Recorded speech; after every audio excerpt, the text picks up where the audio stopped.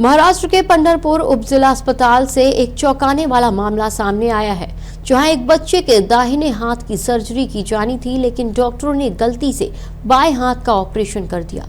इस घटना के बाद परिजनों में भारी आक्रोश है और अस्पताल प्रशासन पर गंभीर सवाल खड़े हो गए हैं। जानकारी के अनुसार सुनील दंडाड़े के बेटे को दाहिने हाथ की छोटी उंगली में चोट के चलते सर्जरी के लिए भर्ती कराया गया था, लेकिन ऑपरेशन के दौरान डॉक्टरों ने लापरवाही बरतते हुए दाहिने हाथ की बजाय बाएं हाथ की छोटी उंगली को ही हटा दिया।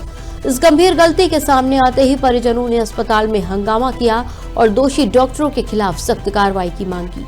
घटना के बाद मरीजों और उनके परिजनों में डर और गुस्से का माहौल बन गया है।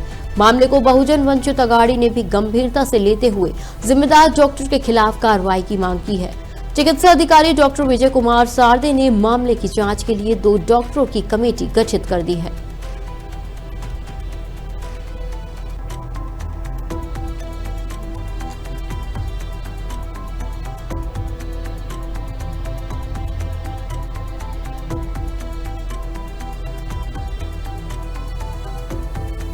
बोट काढायची कर म्हणलं काही ही काढायची होती नाही डाव्या हातातच काढली होती आणि आम्ही म्हणलं आणल्या म्हणलं अहो ही काढायचं हे काढायचं तुम्ही दुसरंच काढलं होतं ती काढायचं बघितलंच नसेल सर आणि परत ह्याच्यावर तसंच लिहिलंय आणि उजव्यातच केलं होतं आम्ही लिहिलं त्याच्या उजव्यावरच लिहिलं होतं परत फाईल घेतली ती तासापर्यंत फाईल दिलं होतं त्या मॅडम ते आता बोलत होते ना त्या मॅडमकडच फाईल होती।